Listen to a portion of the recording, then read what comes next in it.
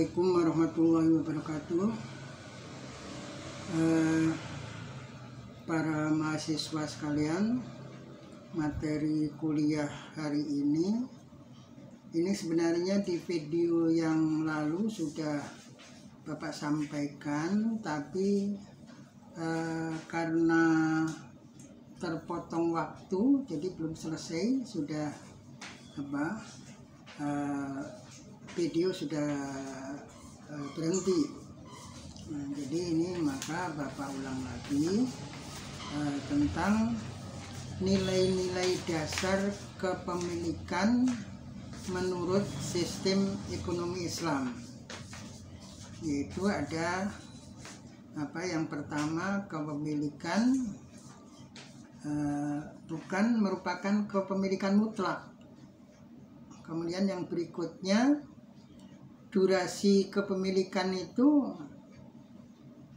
hanya sampai pada masa hidup aja. Setelah meninggal maka putuslah kepemilikan itu. Nah, kecuali harta yang dimiliki di dunia ini ditransfer ke akhirat, yaitu melalui sedekah, melalui zakat, dan untuk keperluan agama yang lain. Kemudian yang ketiga, ini yang akan Bapak jelaskan lebih jauh, Bapak uraikan lebih jauh, yaitu berkaitan dengan sumber daya yang menyangkut kepentingan umum. Nah, karena ini kebetulan sebenarnya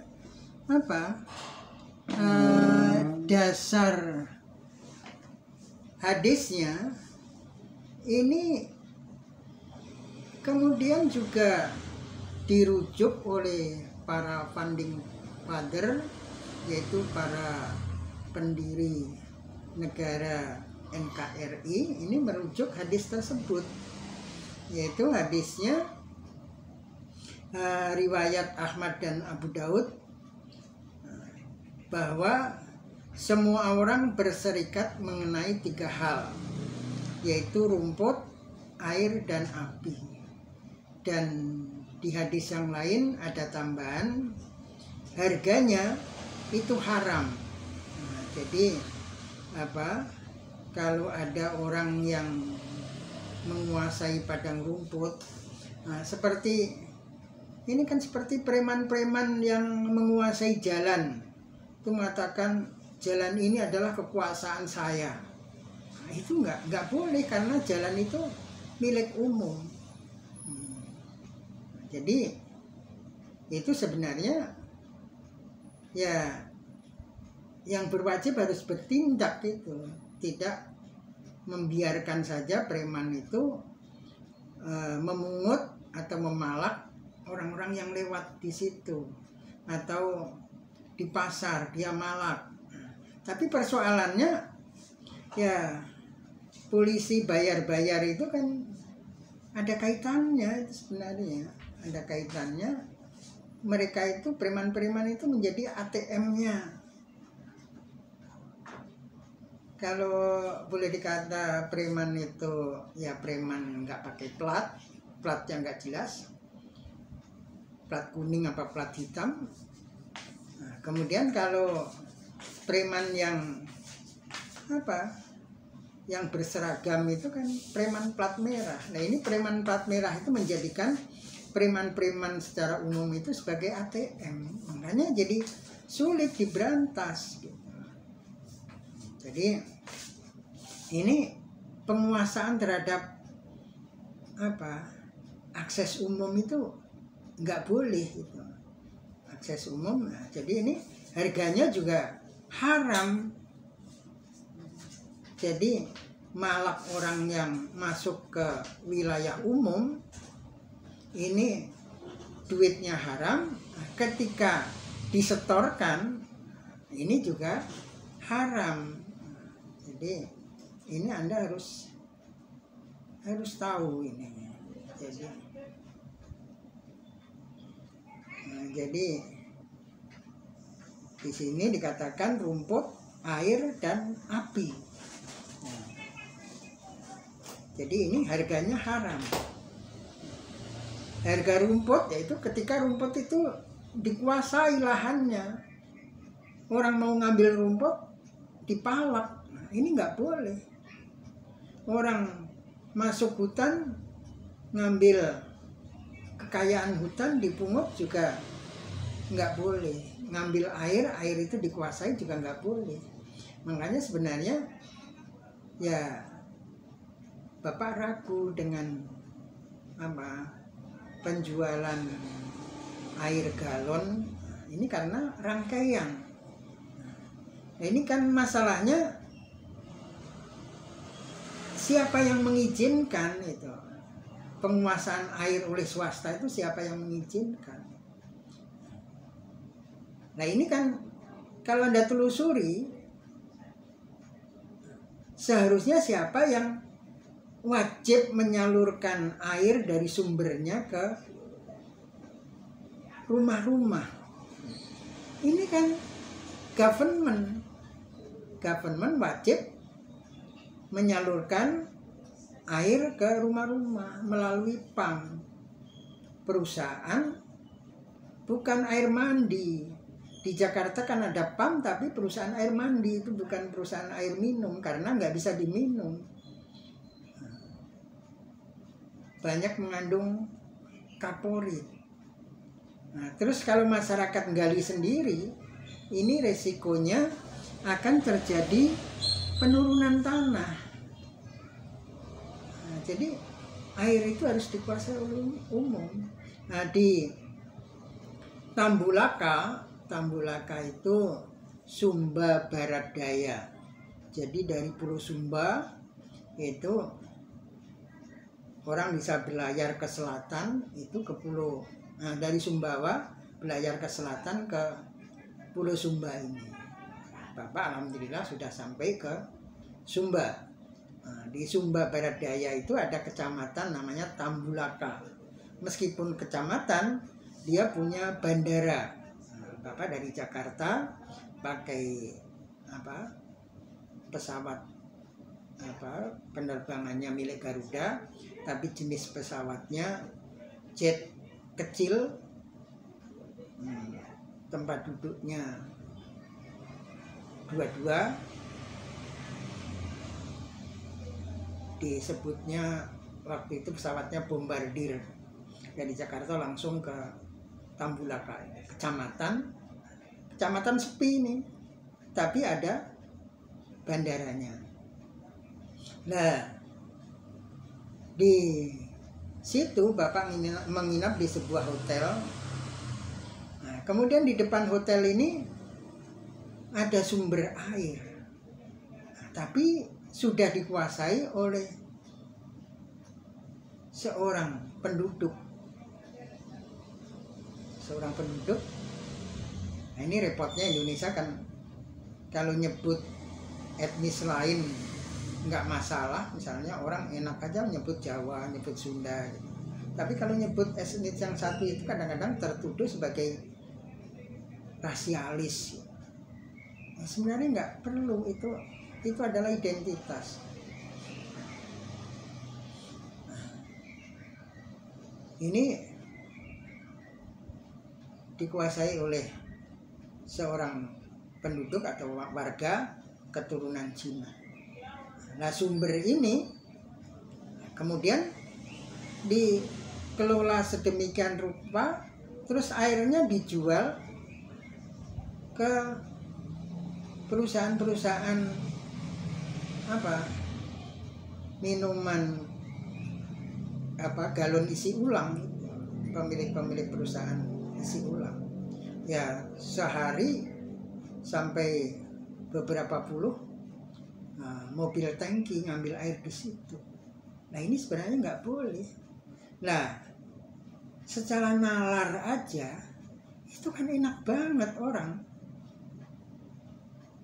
cuma ngatur bagaimana air sumber ini terus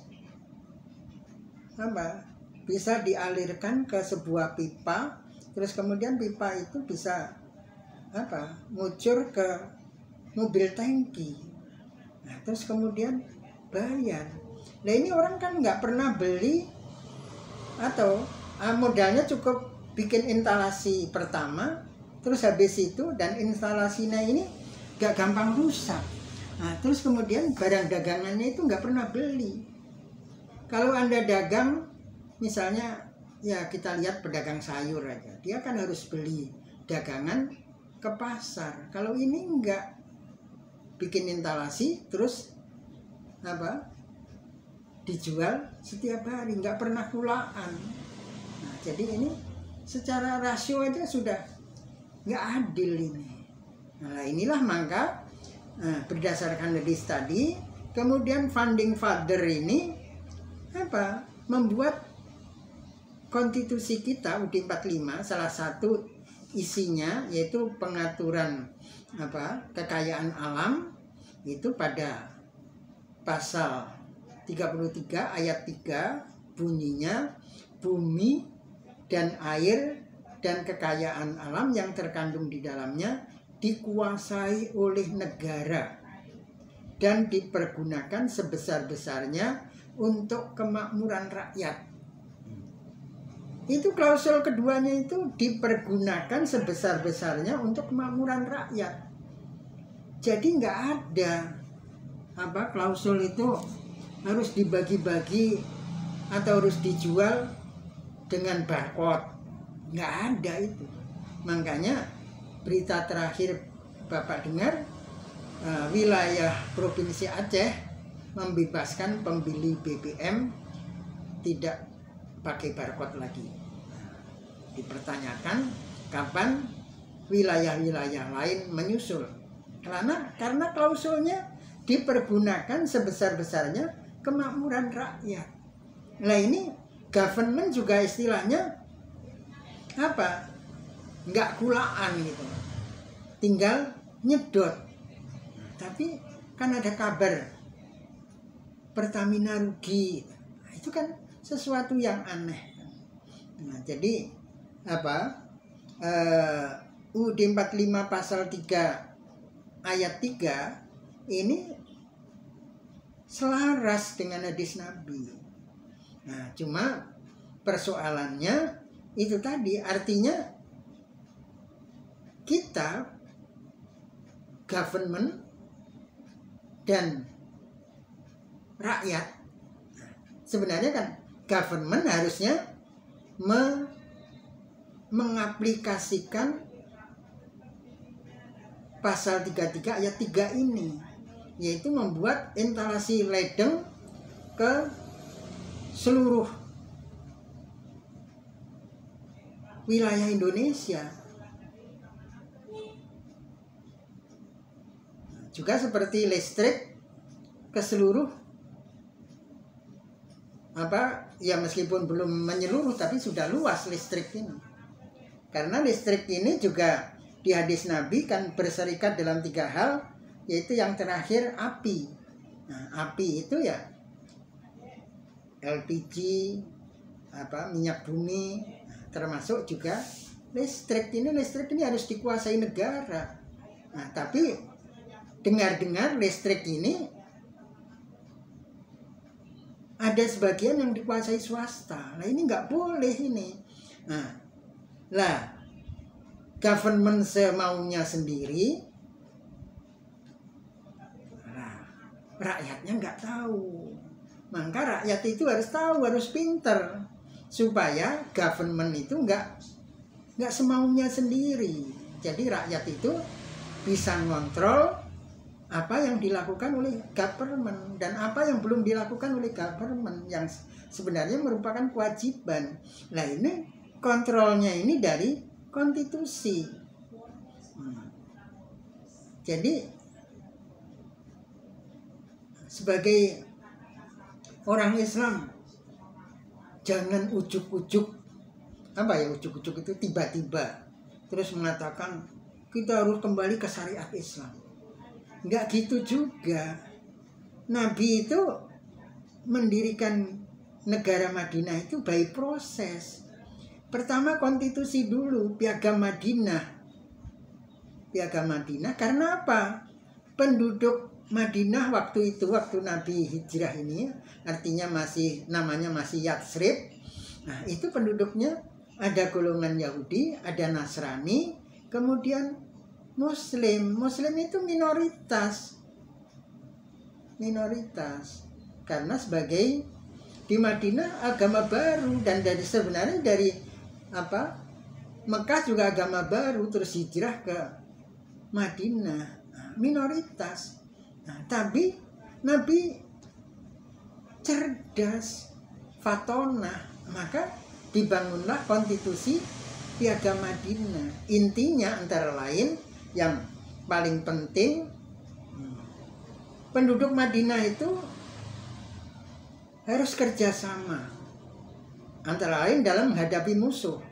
Nah, kalau tidak mau bantu yang lain dalam menghadapi musuh, paling tidak diam.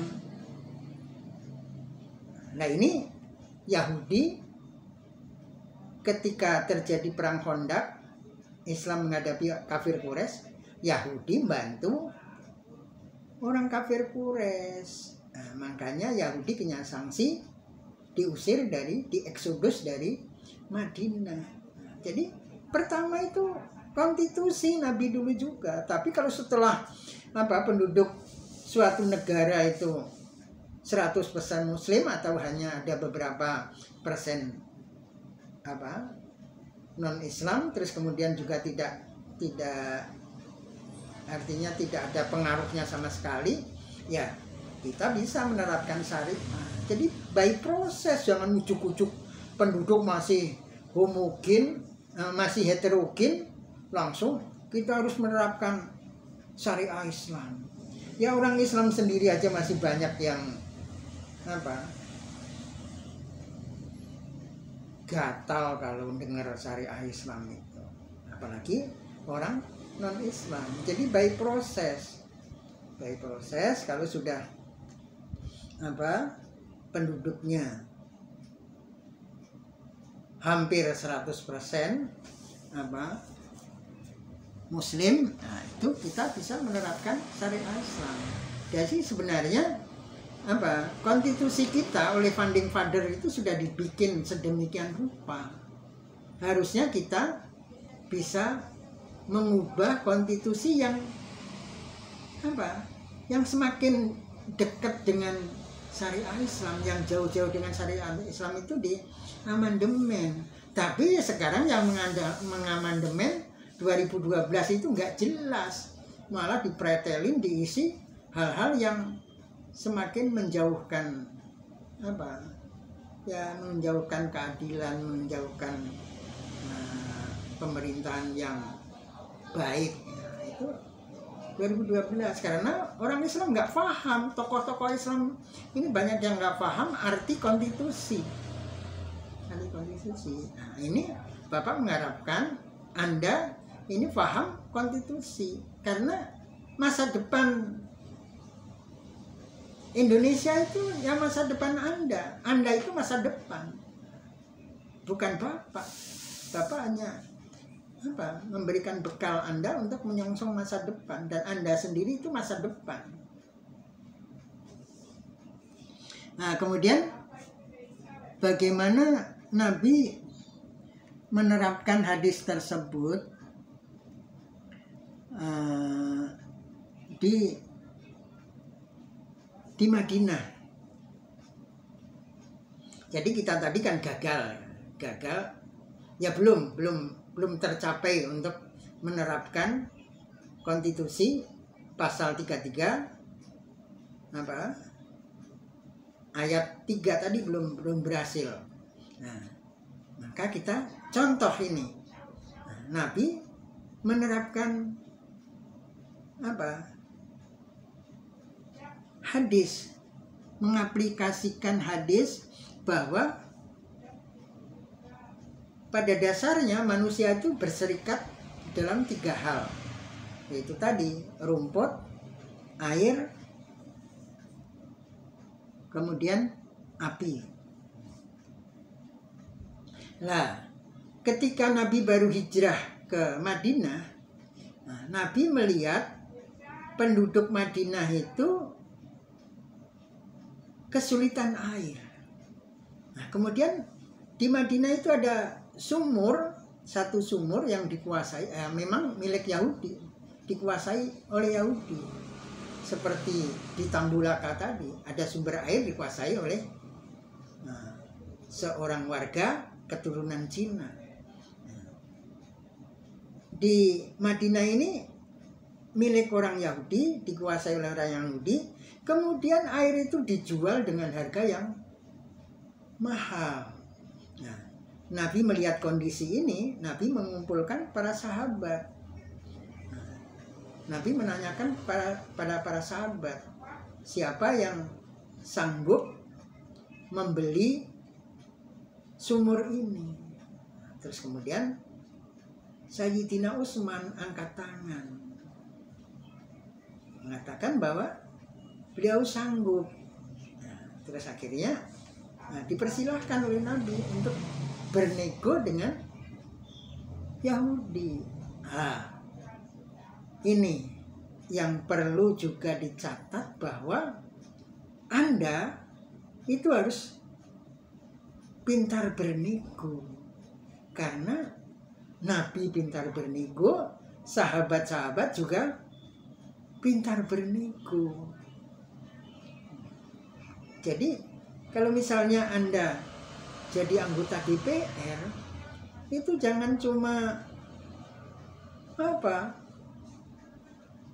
ikut-ikut mengesahkan aja, tanda tangan mengesahkan yang disahkan. Anda sendiri nggak paham, itu nggak tahu ini.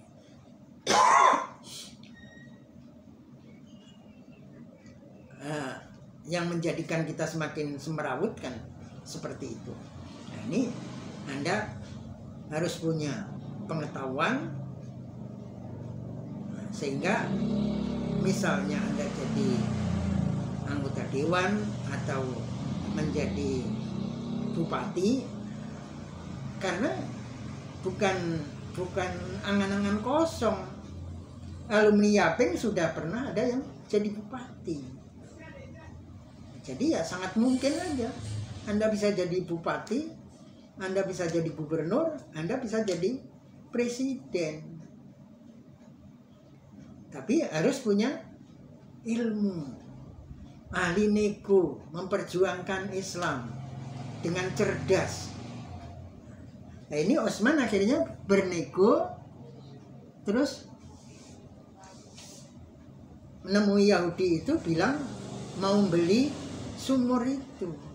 Ya tentunya Yahudi itu pertama menolak. Bagaimana sumur ini adalah mata pencarian saya, kok saya jual? Dinego sama Sayyidina Utsman. Nego, saya nggak membeli semuanya, separuh aja. Balik lagi Yahudi kan menanya, kok sumur diparuh itu gimana? Sayyidina Utsman menjelaskan bahwa pengertian diparuh ini pengambilannya bergilir. Kalau hari ini bagian Anda mengambil air, besok bagian saya. Akhirnya setujulah Yahudi. Tapi kemudian karena Yahudi ini posisinya masih di atas, mau menjual dengan harga yang mahal. Kebetulan Sayyidina Utsman kaya raya, dibeli. Makanya pentingnya jadi orang kaya raya itu di situ. Orang Islam itu harus kaya. Nah, kalau ada ustadz yang mengatakan jangan nyari uang, mikirin dunia aja, itu salah. Orang harus kaya, tapi setelah kaya ya memanfaatkan kekayaannya itu untuk kepentingan umat, dan dia semakin bergairah untuk kaya. Nah, ini sekarang kiai yang menghargai kerja itu Gus Baha, itu kiai yang diakui oleh kiai-kiai lain Bahkan ada yang mengatakan Gus Baha ini tingkatannya udah internasional, ini kecerdasannya, kepintarannya. Nah, beliau menghargai kerja.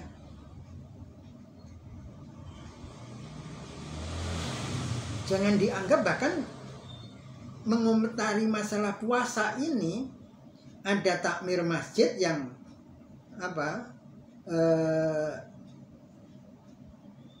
mengadu kepada Gus Baha supaya Gus Baha menjadi pendukungnya. Nah, takmir masjid itu mengatakan, bagaimana Gus kalau kita menjadikan aktivitas masjid ini paling enggak 12 jam dari sejak maghrib sampai fajar, sampai terbit matahari, bukan fajar aja, sampai terbit matahari. Ya, dari tarawih kemudian iktikaf sampai kemudian subuh. Gus Baha menolak gitu. Menolak karena Anda takmir aja, nanti kalau masjidnya makmur terus Anda dipuji-puji orang, wah hebat ini takmir masjid ini. Alasan Gus Baha apa? Anda harus memikirkan orang-orang yang gak bisa tarawih, seperti sopir, tukang ojek. Nah, itu juga penting, mereka itu ibadah juga, selain mencari nafkah. Ini juga mobilitas orang ini bisa jalan. Nah, coba kalau kebetulan Anda sedang bepergian, kemudian nunggu bisnya nggak ada yang lewat, terus Anda nanya-nanya, wah sopirnya terawih Pak, gitu. Nah, ini kan mobilitas nggak bisa jalan ini. Jadi jangan Anda anggap pekerja-pekerja itu nggak dapat pahala. Nah, jangan-jangan tukang ojek itu nganter penceramah untuk ceramah di masjid. Nah, sementara dalilnya mandala ala khairin falahu mislu ajri fa'ilihi. Nah, ini siapa yang cuma menunjukkan aja, bahkan malah ini nganterin, lebih dari sekedar menunjukkan. Pahalanya besar juga. Jadi Gus Baha memikirkan orang yang tidak sempat tarawih, mereka bekerja untuk supaya mobilitas penduduk masih tetap normal. Nah, kemudian setelah sumur ini dibagi secara bergilir, Utsman menggratiskan airnya, sehingga penduduk Madinah pada giliran Utsman mengambil air sebanyak-banyaknya, dan pada giliran Yahudi nggak ada yang beli. Akhirnya Yahudi merasa sumur ini sudah tidak ada nilai ekonomisnya, maka Yahudi tadi menawarkan ke Utsman untuk dibeli seluruhnya, bagiannya supaya dibeli oleh Utsman. Nah, sekarang gilirannya Utsman posisinya menang. Nah, kalau waktu beli pertama Yahudi posisinya di atas, sehingga dia bisa menawarkan harga yang tinggi, harga sumur, separuh sumurnya itu. Nah, sekarang ganti Utsman, posisinya yang tinggi. Posisinya yang tinggi, akhirnya ya Utsman menawarnya dengan harga yang rendah. Akhirnya mau nggak mau Yahudi itu ya jual bagian sumurnya, menjual bagian sumurnya dengan harga ya sesuai tawaran Utsman, karena sudah nggak ada nilai ekonomisnya, sudah rugi. Kalau tetap dipertahankan kepemilikannya yang nggak menghasilkan apa-apa, lebih baik dijual dengan harga murah. Jadi itulah Nabi dalam mengimplementasikan bahwa hal-hal yang berkaitan dengan kepentingan umum itu nggak boleh dikuasai oleh pribadi. Jadi Ini bisa jadikan contoh kalau Anda nanti jadi pejabat atau jadi wakil rakyat, bagaimana mengimplementasikan hadis itu yang kebetulan selaras dengan konstitusi kita. UUD 45 pasal 33 ayat 3. Jadi itulah yang bisa Bapak sampaikan hari ini.